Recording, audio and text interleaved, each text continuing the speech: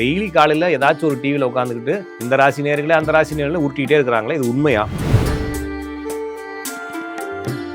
இப்போ உங்கள் தெருவுலேயே உங்கள் ராசியில் இன்னும் 2 பேர் இருப்பாங்க, அவங்களும் நீங்களும் ஒன்றாவே இல்லை. அவர் வேற ஒரு பிரச்சனை இருப்பார், நீங்கள் வேற ஒரு பிரச்சனை இருப்பீங்க. அப்புறம் எப்படி 2 பேருக்கு ஒரு பலன் ஒரு வருஷத்துக்கு நடக்கும்னா கண்டிப்பாக சாத்தியம். எந்தெந்த ராசிகளில் உங்கள் ஜாதகத்தில் என்னென்ன கிரகங்கள் இருக்குன்னு பாருங்க. அதுதான் உங்களுடைய லைஃப்பை இந்த வருஷம் என்ன செய்ய போகுதுன்றதை கண்டுபிடிக்க உதவும். மீனராசி, ரிஷபராசி, கடகராசி, கன்னி ராசி, விருச்சக ராசி, மகர ராசி, இந்த 6 ராசிகள்ல உங்க ஜாதகத்துல என்ன கிரகங்கள் இருக்குன்னு பாருங்க. அப்ப இந்த 6 ராசிகள் இருக்கக்கூடிய கிரகங்கள் சனியால் தூண்டப்பட போகிறது. பிரவோக் பக்தி சேனல் நேயர்கள் அனைவருக்கும் அன்பு வணக்கம். நான் உங்கள் ஜோதிடன் ராஜநாடி காப்பா. மீண்டும் இந்த காணொலி வாயிலாக உங்களை சந்திப்பதில் மிகுந்த மகிழ்ச்சி. நம்ம இந்த சேனல்ல ஆன்மீகம், ஜோதிடம், பக்தி இது மாதிரி எல்லாருக்கும் தேவைப்படக்கூடிய தலைப்புகள்ல நிறைய தகவல்கள் தொடர்ந்து கொடுத்துக்கிட்டு இருக்கோம். இதுலயே அது மாதிரி ஒரு தொடர்ச்சியான ஒரு ஜோதிடம் சார்ந்த வீடியோ. எல்லா பேருக்குமே ஒரு ஆர்வம், எந்த வருஷம் பிறந்தாலும் உடனே யூடியூப் எடுக்க வேண்டியது, ராசி பலன் போட வேண்டியது. அப்போ ராசி பலன் அப்படிங்கிறது சாத்தியமா, அது ஒத்து வருமா, சரியா இருக்குமா? டெய்லி காலையில் ஏதாச்சும் ஒரு டிவியில் உட்காந்துக்கிட்டு இந்த ராசி நேர்களே அந்த ராசி நேர்களே உருட்டிகிட்டே இருக்கிறாங்களே, இது உண்மையா? அல்லது ராசி பலன் அப்படிங்கிறது ஜோதிடத்தில் இருக்குதா? நம்ம பார்க்க வேண்டியது இது சாஸ்திரமாக எப்படி சொல்லுது, ஜோதிட சாஸ்திரமாக எப்படி சொல்லுதுன்னா, ஜோதிட சாஸ்திரத்தில் இந்த ராசிக்கு இப்படி இருக்கும் இந்த வருஷம்னு சொல்லி சொல்றதுக்கான ஆலோசனைகள் அதில் இல்லை. பொதுவாக இந்த கிரகங்கள் இந்த ராசிகளில் இருக்கக்கூடிய கிரகங்களால் பார்க்கப்படும், பாதிக்கப்படும் இப்படின்னு சொல்லியிருக்காங்களே தவிர, இவங்க பொதுவாக மக்களை ஈர்க்கிறதுக்காக இந்த ராசி நேர்களே அந்த ராசி நேர்களையும் சொல்லலாம். நான் உங்களுக்கு சொல்றது இப்போ கொஞ்சம் மாறுபட்ட கருத்தா இருக்கலாம், இருந்தாலும் நீங்க உட்காந்து யோசிச்சு பாருங்களேன். இப்போ உங்க தெருவுலேயே உங்க ராசியில் இன்னும் 2 பேர் இருப்பாங்க, அவங்களும் நீங்களும் ஒன்றாவே இல்லை. அவர் வேற ஒரு பிரச்சனை இருப்பார், நீங்க வேற ஒரு பிரச்சனை இருப்பீங்க. அப்புறம் எப்படி 2 பேருக்கு ஒரு பலன் ஒரு வருஷத்துக்கு நடக்கும்னா கண்டிப்பா சாத்தியம் இல்லை. இப்போ நான் சொல்லக்கூடிய விஷயங்களை நீங்க புரிஞ்சுக்குங்க. நீங்க ஜோதிடத்துக்கு புதுசா இருந்தால் ஒவ்வொரு ராசிகள்லையும் என்னென்ன கிரகங்கள் இருக்கு அப்படின்னு தெரிஞ்சுக்கிறதுக்கு ஃபர்ஸ்ட் ராசிகளுடைய பேரை தெரிஞ்சுக்கணும். நீங்க கூகுள்ல ராசிகள் பெயர்கள் அப்படிங்கிறத டவுன்லோட் பண்ணுங்க. அந்த கட்டத்துல மேச ராசி எது, ரிஷப ராசி எது அப்படின்னு சொல்லி கட்டங்களுக்கு பேர் தான் அந்த ராசி அது இருக்கும். அதை எடுத்து உங்களுக்கு புரிஞ்சுக்கிட்டு உங்களுடைய ஜாதகத்தை எடுத்து கையில் வச்சுக்கிட்டு எந்தெந்த ராசிகள்ல உங்க ஜாதகத்துல என்னென்ன கிரகங்கள் இருக்குன்னு பாருங்க. அதுதான் உங்களுடைய லைஃபை இந்த வருஷம் என்ன செய்ய போகுதுன்றதை கண்டுபிடிக்க உதவும். நான் உங்களுக்கு சொல்றது ஈஸியா புரியும்னு நினைக்கிறேன். புரியாட்டினா இந்த வீடியோவை திருப்பி ரீவைண்ட் பண்ணி ஒரு தடவை கேட்டுட்டு வாங்க.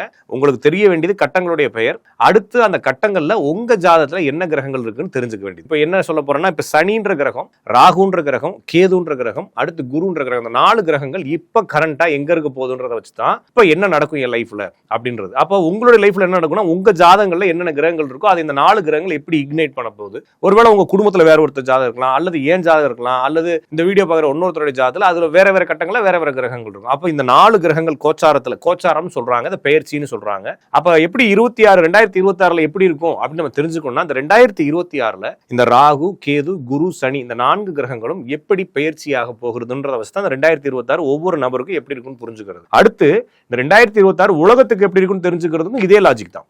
அப்ப ஒரு ஜாதகத்துல என்ன கிரகங்கள் இருக்குன்னு நீங்க தெரிஞ்சுக்க போறீங்க. இப்ப சனின்ற கிரகம் வந்து மீன ராசியில இருக்கு. இப்ப ராகு அப்படிங்கிறது கும்பராசிலையும், கேது என்பது சிம்ம ராசிலையும், குரு என்பது கடகம், மிதுனம் சொல்லி ஆசிலேஷன் ஆகிட்டே இருக்குது. இந்த சனியுமே வந்து மீனத்துல இருந்து வக்ரமாகி கும்பத்தினுடைய தன்மையில எடுத்துக்கிட்டே இருக்கும். மீனராசி அப்படிங்கிற கிரகம், மீனராசி அதுக்கடுத்து அதுல இருந்து 2வது ராசியான ரிஷபராசி, அதுல இருந்து 2வது ராசியான 2னா வந்து 1 2 ஜம்ப் பண்ணணும். நான் உங்களுக்கு புரியுறதுக்காக சொல்றேன். ஜோதிட ரீதியா பார்க்கணும்னா 1ல இருந்து 3வது ராசின்னு சொல்லணும். அப்ப மீனராசி நான் பேரே சொல்லிடுறேன். மீனராசி, ரிஷபராசி, கடகராசி, கன்னி ராசி, விருச்சக ராசி, மகர ராசி, இந்த 6 ராசிகள்ல உங்க ஜாதகத்துல என்ன கிரகங்கள் இருக்குன்னு பாருங்க. அப்ப இந்த 6 ராசிகள் இருக்கக்கூடிய கிரகங்கள் சனியால் தூண்டப்பட போகிறது. எத்தனை நாள் வரைக்கும் அப்படின்னா 2026 4வது மாசம் வரைக்கும். அதுக்கப்புறம் ஒரு 3 மாசம் கேப் விட்டு திருப்பி அதையே தூண்ட போகுது. அப்ப இந்த சனிங்கிறது தூண்டும் பொழுது அப்ப குருங்கிறதும் அதுக்கு 5ல இருந்து தூண்டுதுன்றதுனால இந்த 6 ராசிகளை சனி, குரு இந்த 2மே ஆக்டிவேஷன் பண்ண போகுது 2026. அப்ப இந்த 6 ராசிகள்ல இந்த 6 ராசிக்காரங்கள் நீங்க புரிஞ்சுக்க வேணாம், நான் ரிஷப ராசிக்காரன் சார், நான் மீன ராசிக்காரன் சார்ல, உங்க ஜாதகத்துல இந்த ராசிகள்ல என்ன பிளானட் இருக்குன்றது தெரிஞ்சுக்கணும். அப்ப இந்த கிரகங்கள் அந்த பிளானட்டை இக்னைட் பண்ண போகுது.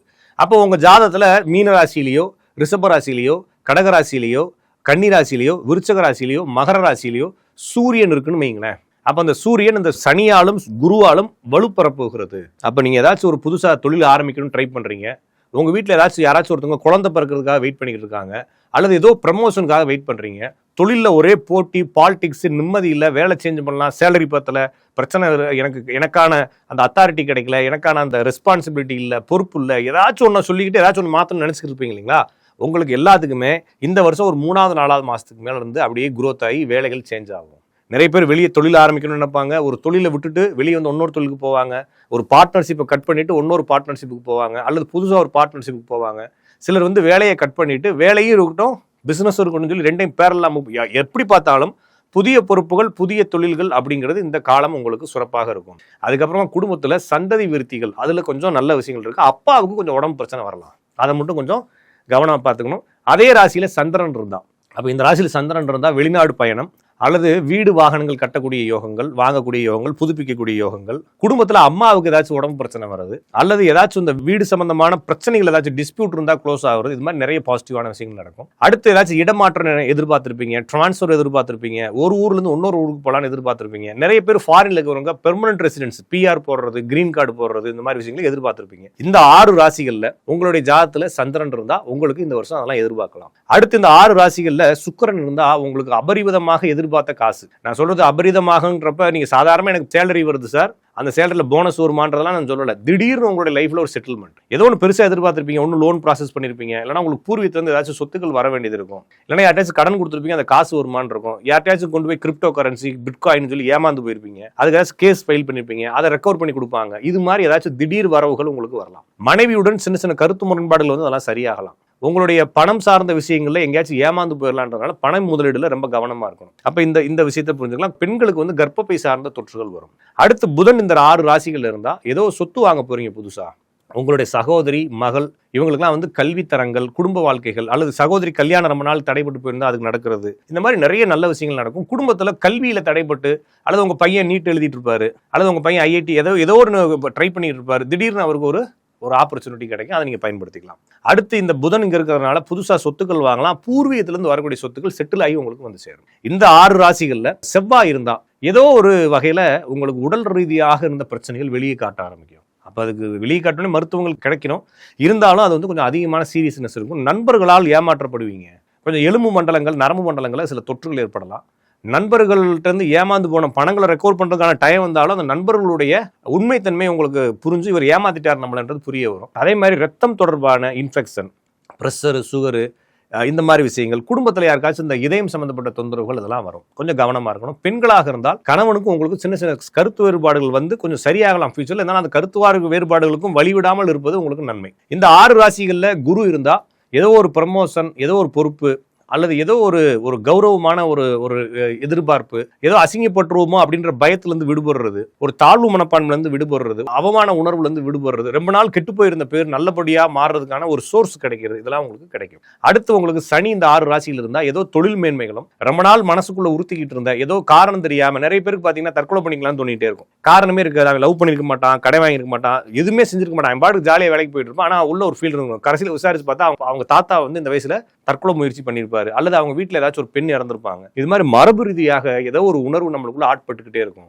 அதே மாதிரி நிறைய பேருக்கு பாத்தீங்கன்னா செய்வனை வச்சுட்டாங்க, எனக்கு மருந்து வச்சுட்டாங்க, மாயம் வச்சுட்டாங்கன்னு சில குடும்பங்கள்ல பயம் இருக்கும். நம்ம அப்படி அதனாலதான் பிரச்சனையா இருக்கும் அப்படின்னு சொல்லி ஒரு மாதிரி மரபு ரீதியாக அல்லது அமானுஷ ரீதியாக இந்த பிளாக் மேஜிக் இது மாதிரி ஏதோ ஒரு மனசுக்குள்ள போட்டு ஒரு குழப்பமா இருக்கிறது, அல்லது காரணமே தெரியாம நம்ம இறங்கிக்கிட்டே இருக்கோம், என்ன தெரியல முன்னேறவே முடியல அப்படின்னு நினைக்கிறது, இந்த மாதிரி விஷயங்களுக்கு எல்லாத்துக்கும் ரெமிடிஸ் கிடைக்கும். அப்ப அதுல இருந்து முன்னேற்றங்கள் கிடைக்கும் அப்படின்னு புரிஞ்சுக்கலாம். இந்த ராசியில ராகுக்கு எது இருந்தா பெருசா ஒன்றும் கவலைப்பட தேவையில்லை, ஒன்றும் பெருசா தொந்தரவு இல்லை. அப்ப இந்த 6 ராசிகளில் இந்த கிரகங்கள் இருந்தா அது நடக்கும். மீதி 6 ராசி விட்டோமே சார், அதுக்கு என்ன பண்றோம்னா அந்த மீதி 6 ராசி ராகு கேது பிடிக்குள்ள இருக்கு. இது எப்போ வரைக்கும் இருக்குன்னா இன்னும் 1.5 வருஷம் வரைக்கும் இருக்கு. அப்போ கம்ப்ளீட்டா 2026 இந்த 6 ராசிகள்ல எந்த கிரகம் இருந்தாலும் அந்த கிரகங்களை செமையா அடிக்க போகுது. அப்ப எப்படி சார் அடிக்கும்னா இது அடிக்கும். ஆனா இந்த வருஷம் பாதிக்கு மேல ஒரு 5வது 6வது மாசம் ரேஞ்சுக்கு அப்புறமா அந்த சனியும் குருவும் கொஞ்சம் சப்போர்ட் பண்ணும். அதுக்கப்புறம் ஒரு 8வது மாசத்துக்கு அந்த சப்போர்ட்டை கொஞ்சம் குறைச்சிக்கும். அப்ப நீங்க புரிஞ்சுக்க வேண்டியது இந்த வருஷம் பாதியிலிருந்து ஒரு 3/4 வரைக்கும் கொஞ்சம் சேஃபர் ஜோன்.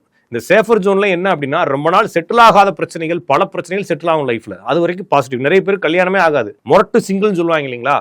சிங்கிள்ஸ்னா வந்து 25-30, முரட்டு சிங்கிள்னா 35+. இது மாதிரி ஆளுகளுக்குலாம் திடீர்னு கல்யாணம் ஆகும் இந்த மாதிரி ராசிகளை சுக்கிரன் இருந்தா.